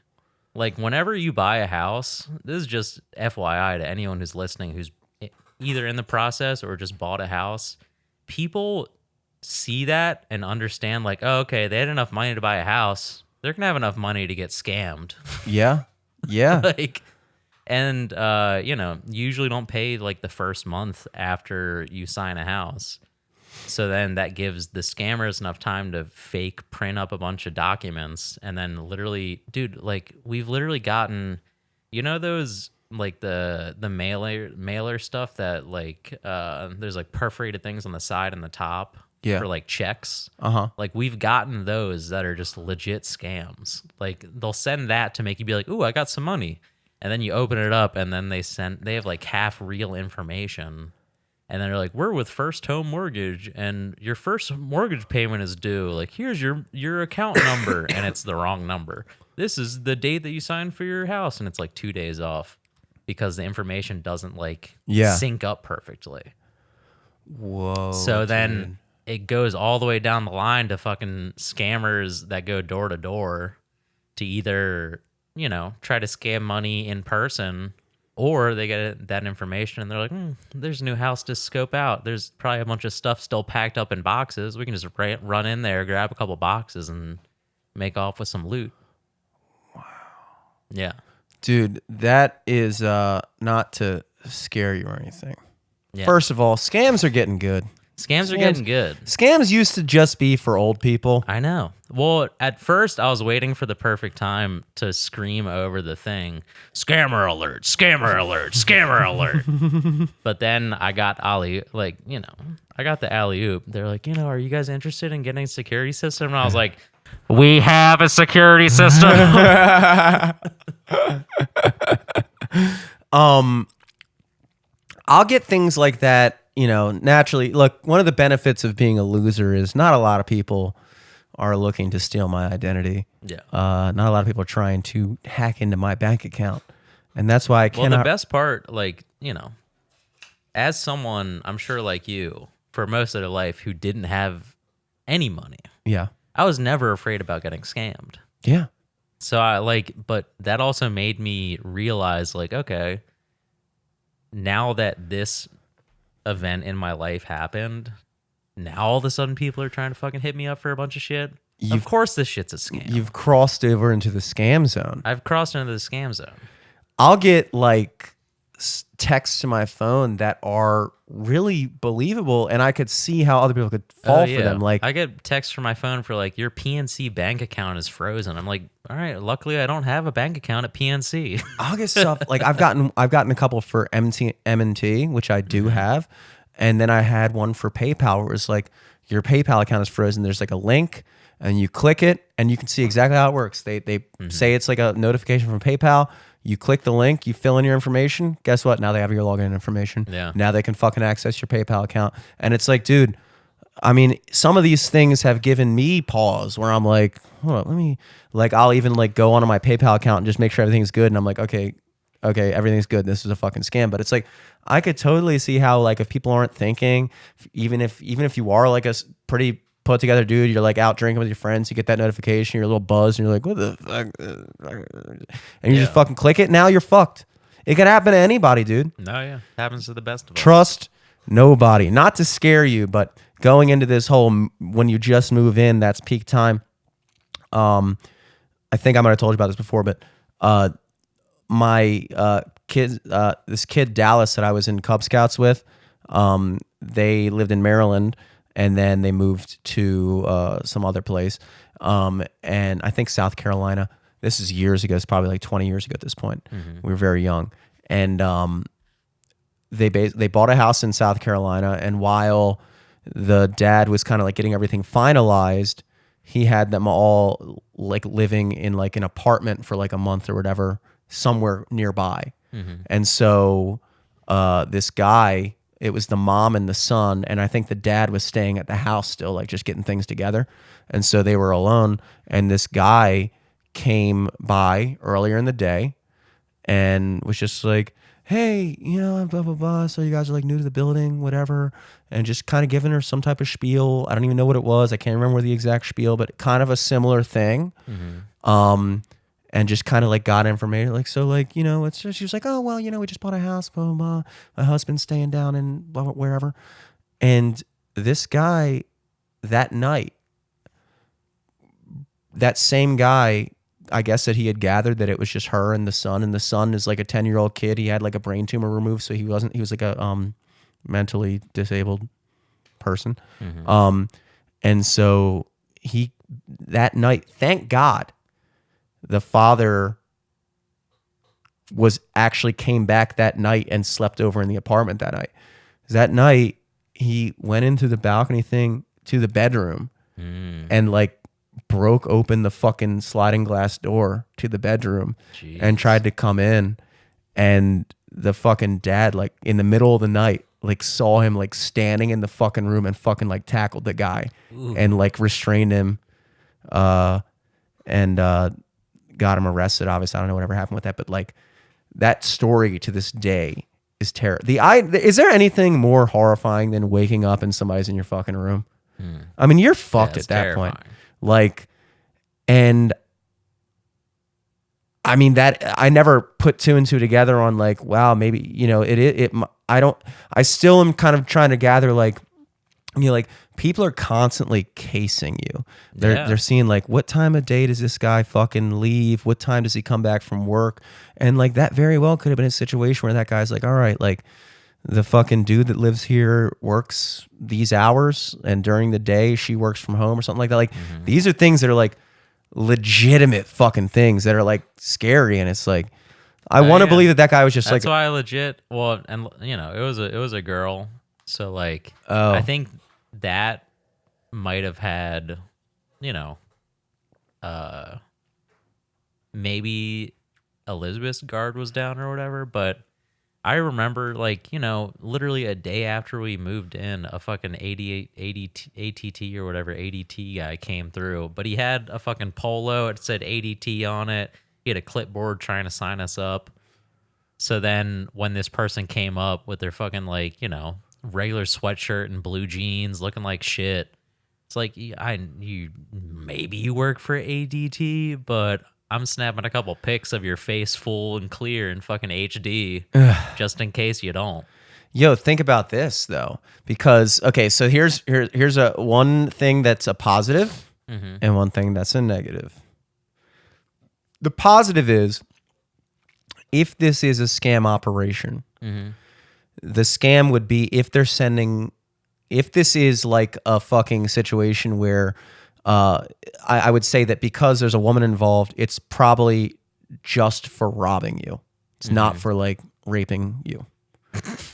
Like Jesus seriously, Christ. you know what I mean? Like that's what I mean though, because I feel like if it was a dude, I'd be like, is this just like a lone wolf dude who's like scouting out the fucking place? Yeah. The fact that it was a woman that they sent up, if it was a actual like thing like that, then it could very well be that they're like, look, these people just moved in. We're gonna send up a woman because that's less, naturally your guard does go down. You feel naturally less threatened, even especially as a woman, as a man. You're just like, all right, like I'm a little bit more less on edge. It's a chick, I can talk to you, whatever. And then basically she's saying all this shit, basically trying to get the information out of you. Oh yeah. Which is, we don't currently have security system. At which point she can then go relay to the people in the operation, yeah, these people just moved in, they don't have a security system. For sure. Now we're fucking good to go. Oh yeah, and that's the first place my mind went to too. But also like, I don't know. I don't like that that's the first place my mind goes to, but also at the same time, like, I'd rather be safe than sorry. So like, I took the precautions of, if that is the situation, I have fucking video and photo proof of someone who's tied to that fucking scam or whatever the fuck it is. And but also I want to live my life as if, oh no, that was just a shitty door-to-door sales. Exactly. You don't want to be I'd rather sitting live there. my life like that, but also I want to have the security of that security. Yeah. And you know what? That's another beautiful thing about getting older. You're less concerned. Like, if I was younger, I'd be more concerned with like being polite and like being super nice and just letting them do their spiel. But now that you're older and now that you're fucking like, you're a king of your castle, and you're just like, you know what?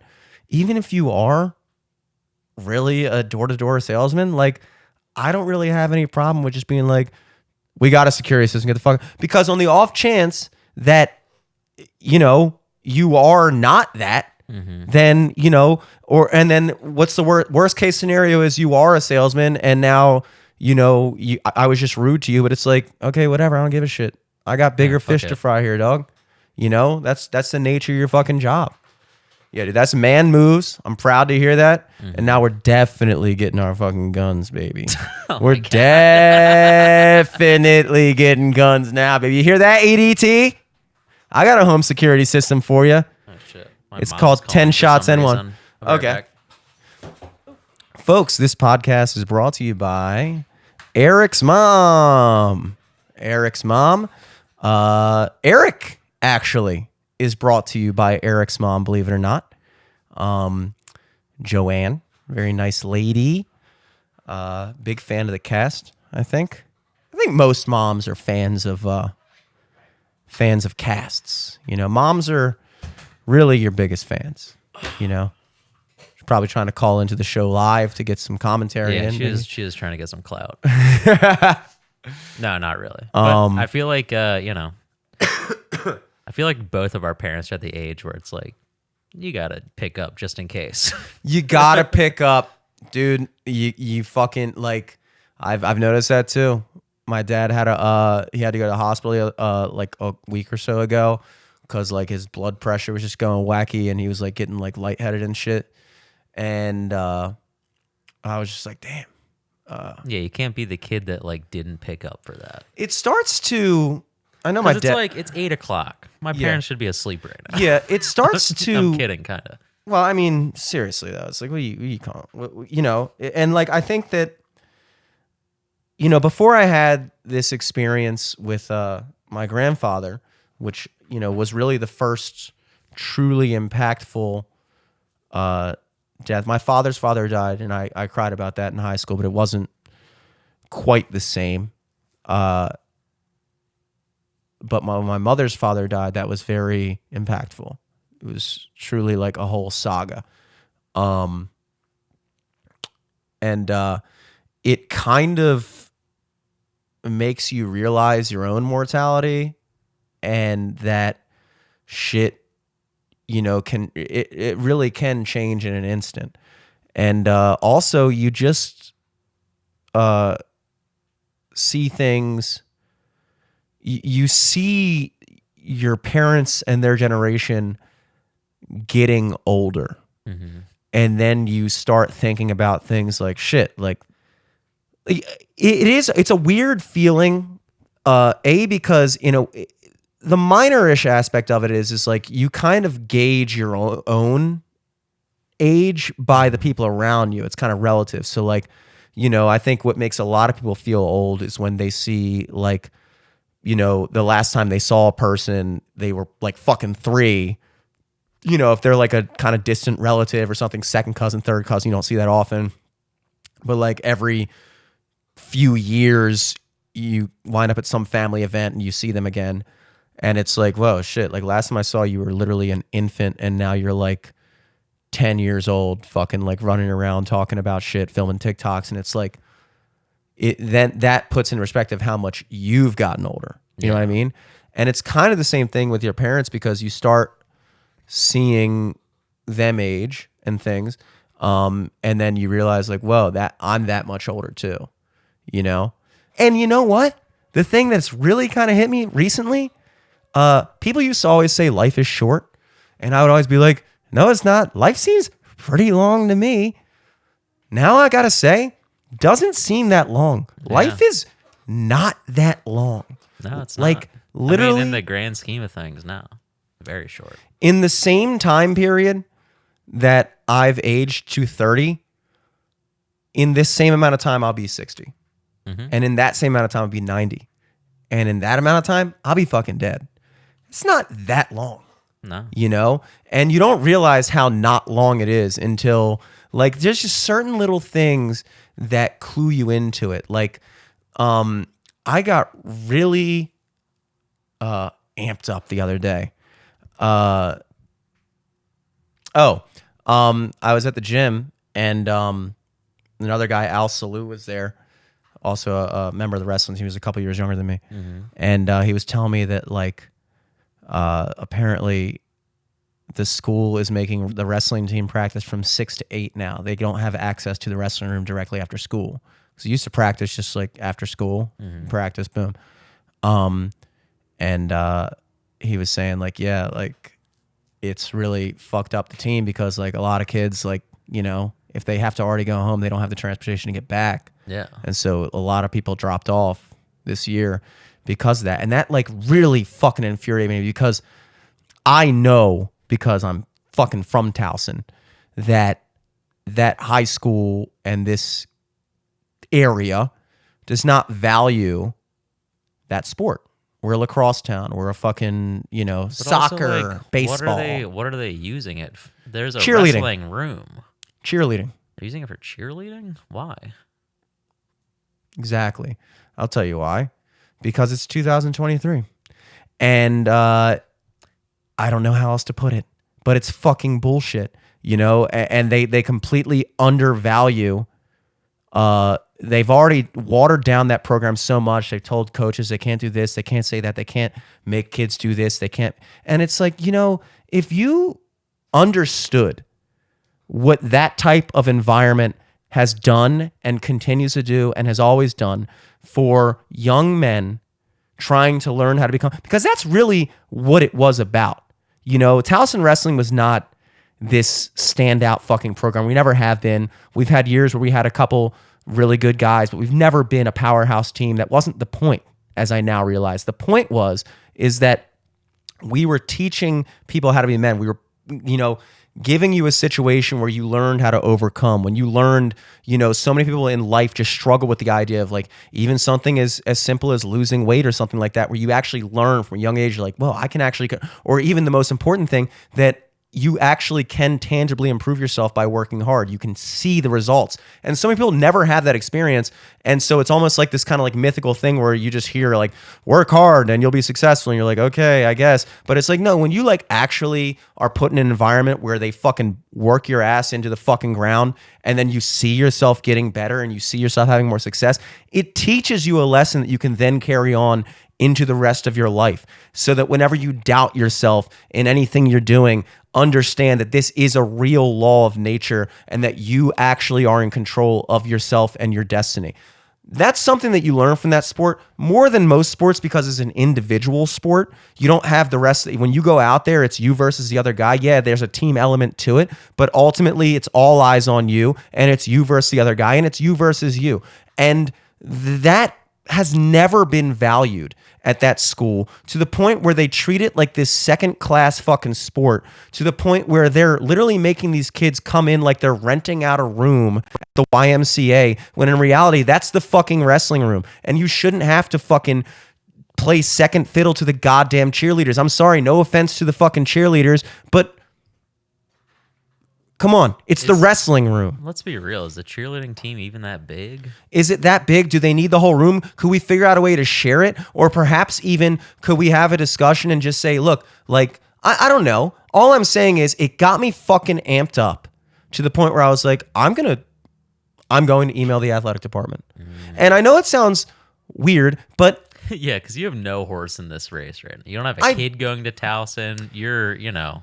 We're coming up on our 13-year reunion of graduating. Yeah. And the truth is, it's like, I don't, but I do, because I feel like as an alumnus of that program, if I have it within my capacity to at least put a little pressure on them, talk to the other guys and be like, yo, are you guys aware of this situation? Like, call up the other wrestlers, Jesse, fucking Jan, people like that like had respectable careers there and are respected within the school, to be like, dude, like, we need to have a more fair arrangement here, because this is clearly hurting the team. And this is something that I feel like you guys are completely overlooking. And look, I know how that shit works because I'm older now. And the reality is they just don't want the fucking heat. That's why they fucking already did all the shit that they did, diluting the program down to where you can't do this and you can't say that and you can't have them do this and you can't have them think that, because pressure, outside pressure, and they just want to avoid outside pressure. Well, how about we give them outside pressure in another direction? How about we say, hey guys, this is fucking bullshit, and we have fucking 10, 15 alumni that are saying like, like donating to the program, things like that, and like, this is what we'd like to see out of the program. We believe in this thing. I don't care if you don't, but like, even if it means nothing, I do think that kind of becomes, if I could do anything for everything that program did for me, then I feel like I should try, And like, I guess the whole reason I bring any of this up is because I realized like that Posel, the guy who was like a state champ in 2002, came back and coached my junior and senior year. He was like 27 at the time, and he seemed like such an adult guy.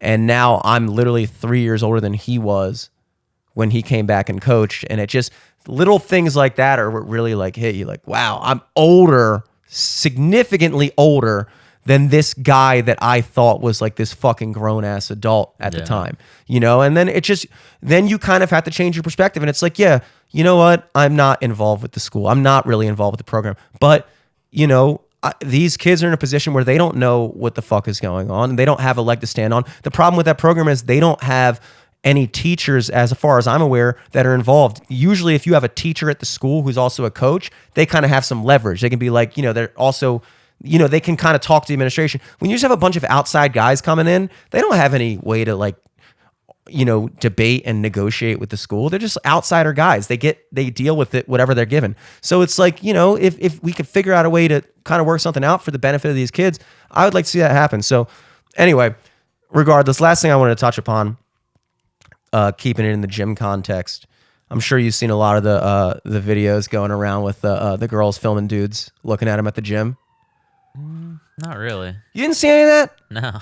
It's been a big thing going around. That's a new trend on TikTok? It's a new trend on TikTok. Okay. It's a new trend on TikTok where girls go to the gym and work out and film themselves working out, and then like like just film a guy looking at them and then like make like a post about it. Or they'll like film them like yelling at the guy for looking at them or something like that. Which I gotta say, it's a scary time to be a guy at the gym now. It's a scary time to be a guy at the gym. You know, you want to talk about, look, I agree. There are guys that are Yeah, fucking. there's definitely some creeps at the gym. There are creeps at the gym. But here's the issue. Again, going back to the Leo thing and going back to the putting stuff out there to entrap people thing. We talked about that guy who goes to the gym who is like this really super jacked, good looking black guy who would like constantly talk to chicks and like walk up to him. And towards the end, I was like, I feel like this guy's a little aggressive. Like he probably does make girls feel uncomfortable. And like, but that was like his whole thing. And he had a lot of success. I could never be that guy. I never have been that guy. However, if you're just gonna like, I don't know if you've been to a public gym recently, but the attire there is. I guess my point is, what is creepy? What is creepy? You know, because a lot of these videos are just like a guy like, and then you'll see him like mouth like, damn. He doesn't walk up to her. He doesn't say anything. He doesn't like make her feel uncomfortable. I think in one of the videos he like walks up and like helps her with a weight or something like that, but it's like completely harmless. And it's like, now the good thing is that the reception from the internet is basically saying like, come on, why are you fucking like, this guy is not doing anything, you know? But also understand that there are guys that are like that. But again, it just kind of goes back to that thing where it's like, I can personally attest that the clothing that is considered normal for working out is a little egregious. It's a little egregious For guys and girls. I But- feel like workout clothing somehow became like, like thermals that you put on, like when it's cold and it's like very skin tight. It's basically just leggings for dudes. I feel like thermals are essentially just got rebranded as gym clothing. Yes. Well, yeah, and look, it does go both ways. I go to the fucking gym in a fucking hoodie and sweatpants, and you know what? I don't think anybody's looking at me. Every now and then I'll wear a fucking cutoff, and I still don't really think anybody's looking at me, and that's fine. But it like we kind of have to take a step back and be like, you can't expect when I'm sorry, I just believe this. If the standard now is I'm going to walk into the gym as a chick in borderline nothing, in fucking like fucking ass shorts that don't even cover the crack of my ass, that are literally designed to wedge up into the crack of your ass. And then a fucking midriff thing, and I'm going to wear makeup because everyone knows you need to wear makeup when you work out at the gym. This is, of course, a given. I never go to the gym without my makeup, so I can't talk. Are we really now going to say that any guy who notices it is a fucking creep? Are we going to sit here and go and say, oh shit, look, there's a video of this guy glancing at me. He's a fucking weirdo. It's like... Yeah, I mean, that's kind of like a, snake eating its tail argument. Because it's like, okay, why are you going to the gym in the first place? Because you want to feel better about yourself. You want people to appreciate your body.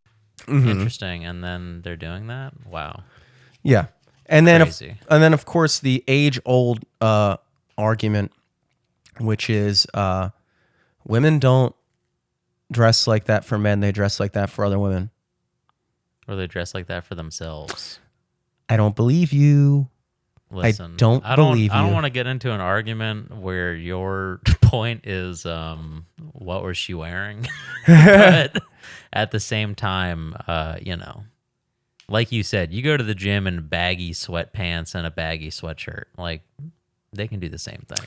Well, look, because this, again, there's levels to this argument. There, of course, is at no point does something someone's wearing grant you the right to go and fucking do something actually like... For sure. Obviously.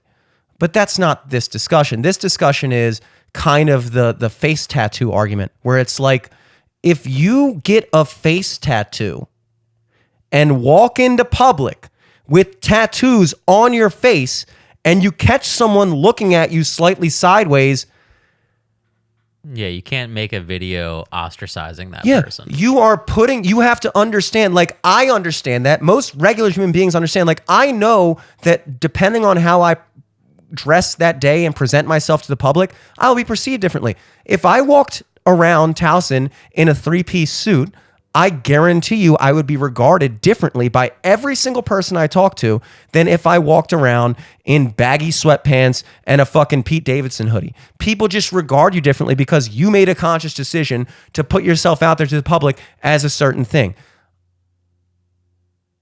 If you are making a conscious decision to go to the gym in the most revealing type of clothing possible, you cannot act surprised if people notice. This is, again, where it gets taken too far. Again, people are going to go, oh, this is the what was she wearing? No, it's not the what was she wearing. It's the fact that you, just like I do, could wear a fucking hoodie and sweatpants. You could, but you don't. You don't. So you go there, and then you're going to get fucking mad if on camera you catch a guy look at your ass? Yeah. Well, and the weird part about that, too, is, like, you're making a video for it, and you're probably going to do some extra shit for the video just to... You're throwing fucking blood into the sharks at that point. Exactly. Look, I mean, dudes can't escape the fact... It is... Look, guys we are wired that way. We're wired to notice. We have to tame ourselves. Guys are the nicest males in the animal kingdom. We are the most tame. Human males are the best at being gentlemen, certainly. We are pretty tame, but we still have the wiring where it goes, oh shit, like, look at this, So that's a natural thing. You're going into this fucking environment and you're doing that, and it's like, look, nobody's complaining. I'm not complaining. And I do understand that there's a line, but like, if I'm fucking wearing a cutoff and I'm doing bicep curls and I catch some chick looking at my arms, I'm just like, all right, well, I did wear a fucking cutoff. I am fucking busting these curls out right now. I can't really blame her. It's just a trend that's going around that, honestly, just to close this out, I will say, I have noticed that we're kind of swinging back as a society to being like, all right, shut the fuck up. I feel like we're kind of leveling out a little bit. Some people disagree with me when I say that. Some people go, no, it's just still getting worse. It's worse. But from everything I can tell, I feel like people, like, I've noticed the reception. It's been a refreshing reception to see people be like, dude, shut the fuck up. That guy didn't do anything, And so maybe we're on the right track. Who knows? Yeah, we'll see. Only time will tell. We'll see. Gymshark. That segment was brought to you by Gymshark. Mm-hmm. Guys, it's been a fun one. But all good things come to an end. If you wanna, catch one of Jimmy's shows at Sophomore MD, maybe I'll be able to Jimmy clear Selesky off these beer cans to tell you about my shows. This weekend, boys, you know what it is. It's Valentine's Day weekend. Friday, February 10th, the band is at the Horse You Came In On for what I have dubbed as Fifth String Friday. I got fucking 10 likes on that post. Why? Spent a lot of time making that flyer. 10 likes. I had to hide the likes. I'm embarrassed of myself. What does fifth string mean? It's like I was making a joke saying like Valentine's Day is like Tuesday, right? And then in the restaurant industry, we had this joke where like if you took somebody out the night before, that was like your side chick. So the one year I worked at Taos Cheesecake, Valentine's Day was on a Monday, and so that Sunday we called it Side Chick Sunday. So I kind of ran with that joke, and I was like, well, Tuesday's for your main, and then you got Baby Mama Monday, Side Chick Sunday, second Side Chick Saturday, and Fifth String Friday. And the tagline was, of course, dig down deep in your depth chart and bring that not so special someone to the horse this weekend. You know, not the greatest fucking concept in the world, but I put a picture of Lady and the Tramp. I put a fucking heart tattoo with sophomore. Like, I made some fucking, you know, some effort, you know? So we're going to be there. Hopefully get more than 10 likes at our show. Saturday, I'll be at Brews and Barrels. Saturday, February 11th, 7 to 10 down in Gaithersburg in the Kentlands. Yes, sir. And Saturday, I'll be recording and shooting Matt Brown's comedy special, Matt Brown's debut comedy special at the Port in Fells Point. So I think the early show is sold out. So there's some tickets for the late show if anyone wants to come check that out. I'm excited that there's a late show, too. I'm actually going to try to make it. The boy in the back. It starts at what, 9:30, the late show? I don't know. The late show just got added. I'm not sure about the information. Yeah. That's going to be sweet, dude. Shouts out Matt Brown. Shouts out Trap Podcast. Rest in peace. Trap. Yeah, other than that, at LFTS Podcast across the board. Yes, sir. And Eric Glazer for the rare, you know, outings that I do. The rare outings. Till next week, folks. Peace.